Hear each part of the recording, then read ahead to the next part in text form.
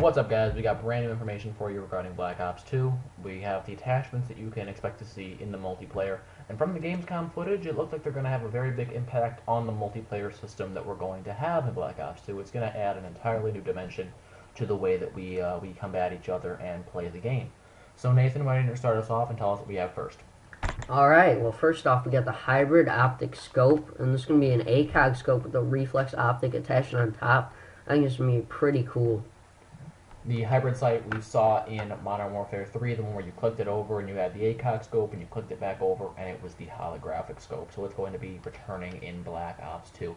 Next we have the millimeter scanner. It's going to be what we saw in the multiplayer trailer and a little bit in the Gamescom footage of Game 1.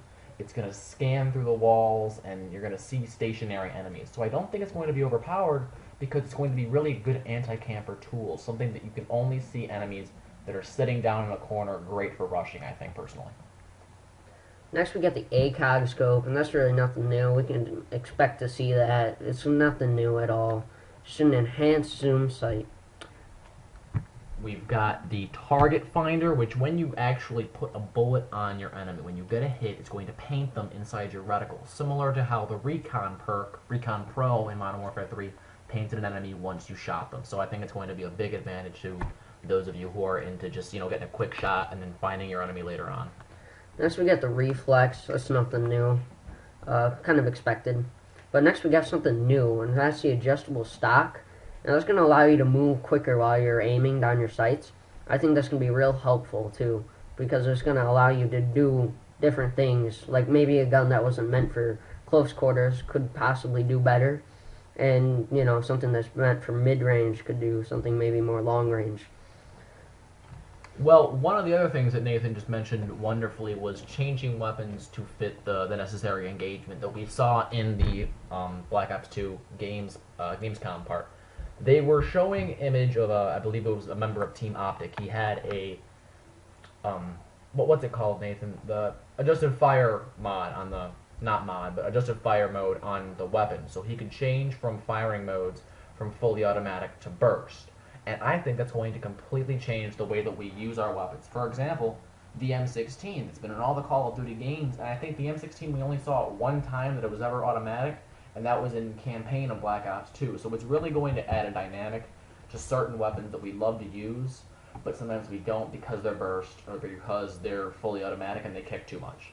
So I think that's going to be something that's going to be very cool. We also have the suppressor coming back from all the previous Call of Duties, going to make you not appear on the mini map, and in some cases it's been known to reduce recoil. So I think it's something really cool that we see. Quick draw and laser sight. Laser sight is going to allow you to hip fire a lot easier, and quick draw is going to allow you to aim down your sights much faster. So I think these are going to be two attachments that are going to be very, very helpful in Black Ops 2. Now we've got the wildcards. The wildcards are something that once again we've never seen in Call of Duty.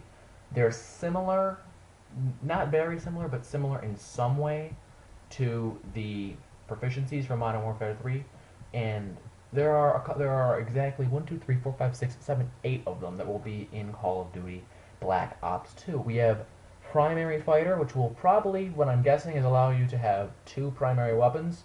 Secondary fighter, which I'm not too sure, but will allow you to have 2 secondary weapons.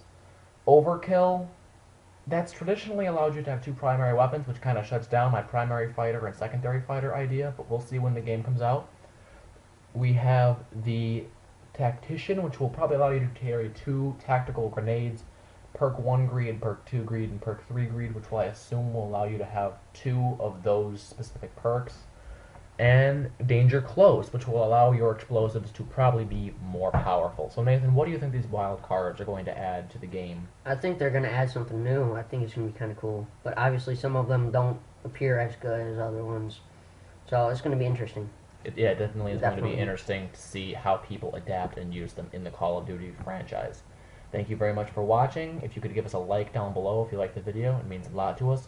And if you really liked what you saw, subscribe. Thank you very much. Goodbye.